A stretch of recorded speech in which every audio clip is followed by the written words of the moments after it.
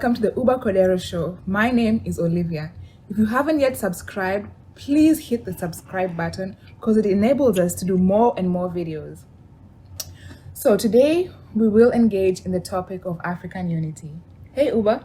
Hi Olivia. How are you doing? Good. Okay, so in the recent discussion we talked about the internal factors that confronted the continent of Africa. And today we continue with that discussion. Today we focus mainly on why Africa is so disunited. Uba, could you kindly shed some light on, why it is that Africa is disunited today? Oh yeah, this is, if you're African, you grew up, this is a conversation that you always have every day. There's always this idea of having a united continent, almost as a one political entity for African continent, for strength and for increasing engagement in international affairs. People like Kwame Nkrumah and Muammar Gaddafi were big on this. But why is African disunited? That's the question you ask, right? Oh, where do I start, Olivia? This is big. And the answer that I do have for you is not going to be one answer. And it's just going to be a generalization of most things. But it's pretty accurate in that Africa had the chance to correct the Berlin Conference, which divided the continent in 1884, 1885 winter.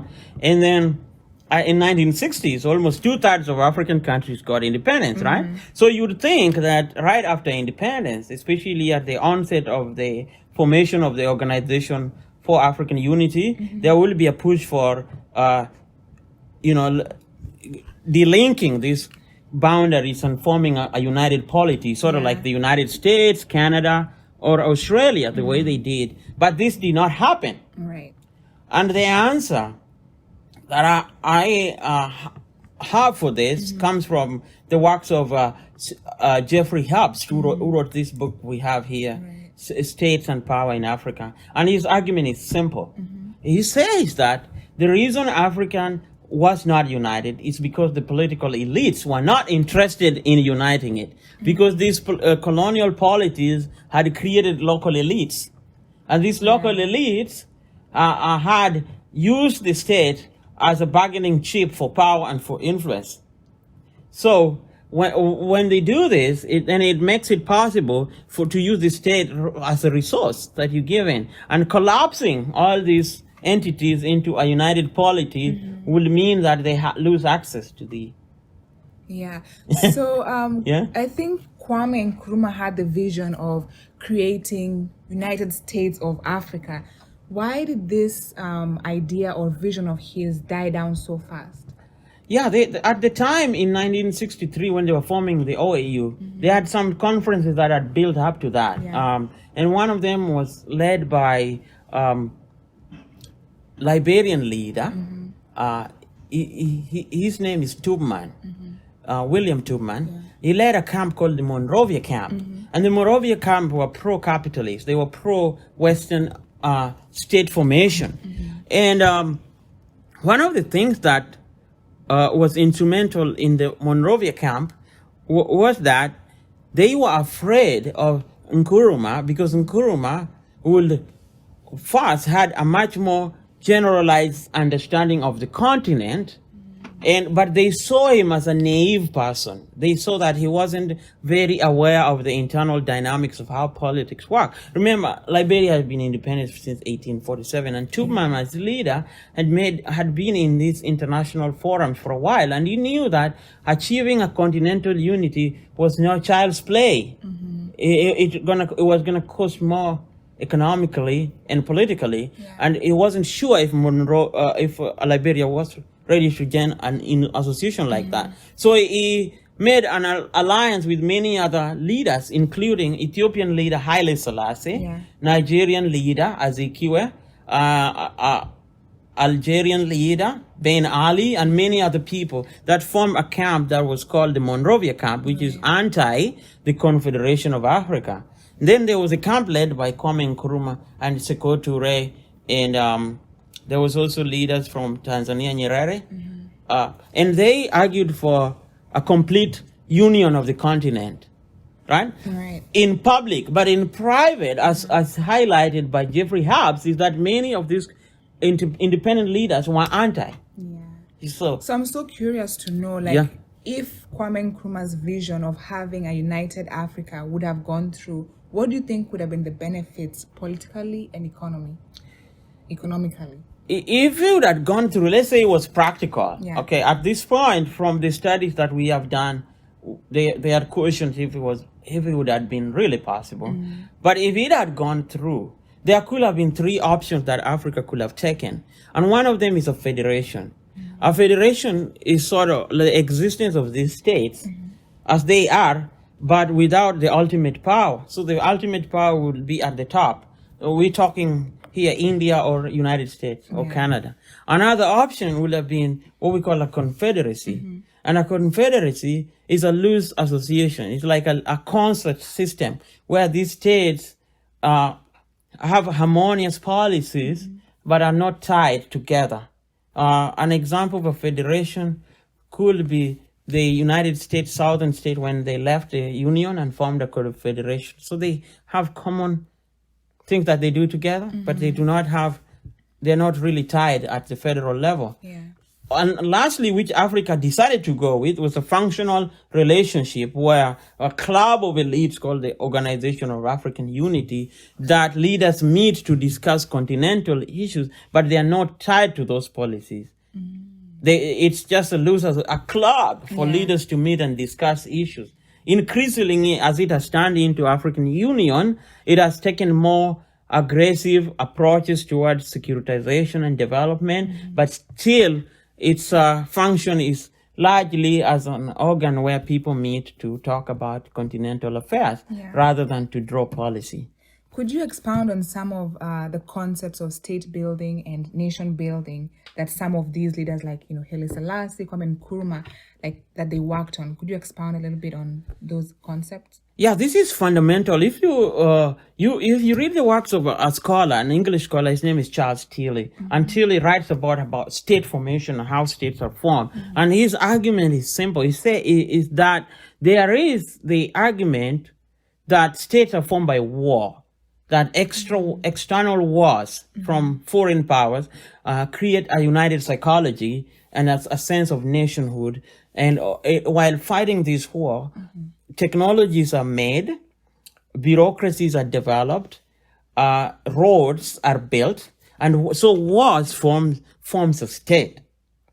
Do you believe that? Oh, in Europe, it's perfectly clear. If you read the history of Europe, you will see how these wars form this identity, the marked natural boundary. I mean, the Germans and the French were fighting until 1945? I mean, they hated each other for a long time. But it brought about development. By war. So it forms a state, a collective entity in which you can pursue. So nation building is the idea of creation of a collective psychology that subscribes to an identity as their own. So you create a nation, you create a collective psychology, a collective belonging identity, something that they can see and agree that this is French, this is German, this is Kenyan. State building, on the other hand, is the creation of apparatus that allows the nation to function. So here we're talking about police system, we're talking about radio infrastructure, we're talking about security boundaries, we're talking a lot about daily to daily practices. Now, African leaders had two choices at independence. One of them, should we pursue nation building? Or should we pursue state building?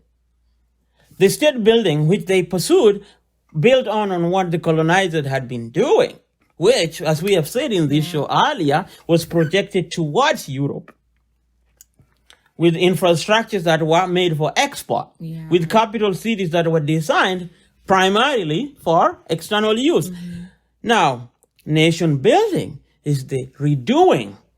A writer called Crawford Young has called this concept called Bulu Mutari, which is Congolese for destroying the rock. So they saw the colonial project as a rock, and how to destroy it will be to recreate a new nation. And there were attempts to do this. One of them was in Tanzania. Nyerere's concept of ujamaa or brotherhood was destroying these old existing ethnic alliances and creating a new one based on socialist practices and collectivization of the community. Kenya did not do that. Nigeria, the nation building effort was so bad that it led to what others have called as the first genocide in Africa after independence, the Biafran secession in the 1960s. I'd like to just stop you there and ask, because you seem more inclined towards the nation building, as you mentioned, like in Tanzania, the Ujamaa. Do you feel like that has affected their economy though? Yeah, there's always a process of affecting consequences. There's always a choice and trade-off that you make when you make a discussion. There are arguments that Nyero's overemphasis on nation building and Nkrumah's idea of developing an African consciousness hurt their economies. But as you will realize later on, that in countries that are united at the start tend to grow faster than those that have still struggling with creating a national identity. So how much would you say is too much? I don't know if I have an answer for that. Yeah.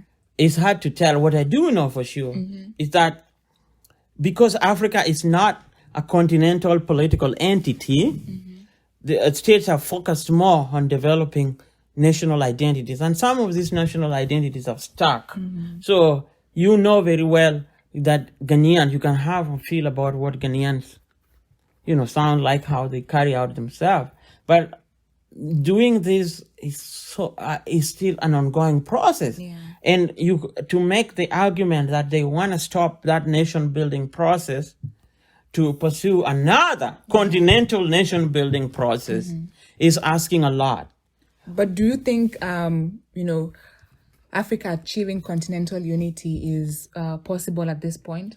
I think it is possible. There are efforts to do that. There is what we call the African Continental Free Agreement that was promoted by Rwanda's leader, Paul Kagame, and African leaders have signed up to it, and it will totally make the whole continent as a free trade area where people will, trade freely. But there are questions on how this will lead to growth, particularly because of the concern that most Africans are raw material producers. They produce primary products and they sell this to China and to European countries. So we don't know if it can lead to industrialization. Key thing, without industry, without industrialization, there is really no development. You can build all these malls. You can build all these that many African states are fascinated with. You can build all this shiny stuff of these beautiful capital cities. Without industry, it's dead from the start. Yeah, that is true. Could you speak a little bit about the impact of hegemony and, the impact that African leaders have on the continental unity? Oh yeah, hegemony is a critical argument. I'm happy you asked that question. Some scholars have said, well, the reason there is no continental unity is because Africa has no leadership, a state that pursues leadership. So in Europe, Germany and France took this process of unity, which was proposed by the smaller states like the Dutch and some of the Belgium and Luxembourg, smaller countries, and Germany and France. So, we've been fighting for years and years. It's about time we stop it. And, increasingly when you're talking about Europe, your subconscious thinks Germany and France, right? So they take leadership. In Africa, South Africa was to lead the continent, tend to be seen as the continental leader. But South Africa has not risen to that task. They're afraid to take that leadership. They have moral bankruptcies arising from apartheid regime that defy that. And after apartheid, South African problems internally have made it impossible for them to engage the continent in a manner that could make them a questionable leader. Nigeria is the continent's most largest economy.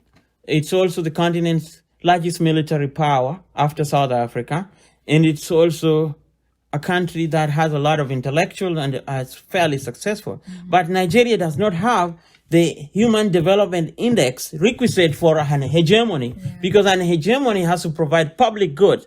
Now, the irony is this: many of these smaller states, listen here, Olivia, this is funny, have a much higher HDI index. HDI measures quality of life than Nigeria. So how are you going to tell me to live at the continental life if you haven't got yourself together? You understand what I mean? Yeah. So hegemony and leadership. If it were possible, then they will marshal all these other countries together and they will pursue integration as a more harmonious process than it is right now, led by smaller countries that, I think that would be the ideal. yeah. So what do you think is the role of inter-regional organizations like ECOWAS, like the ESC, like SADC? What do you think is their role in continental unity? Oh, this is really at the heart of my research, and their role is kind of like a fallback plan, which was argued by functionalists like Jomo Kenyatta of Kenya, Leopold Songo, all these leaders that are independent. They say, well, if we can't pursue continental unity, then let's fall on regional level, which historically had been created by Europeans to facilitate governance. So the East African community, for example, is as old as British colonial experience in Africa. There are also attempts at regionalization in West Africa from the French, and also custom union in Southern Africa, started by the British during the colonial era.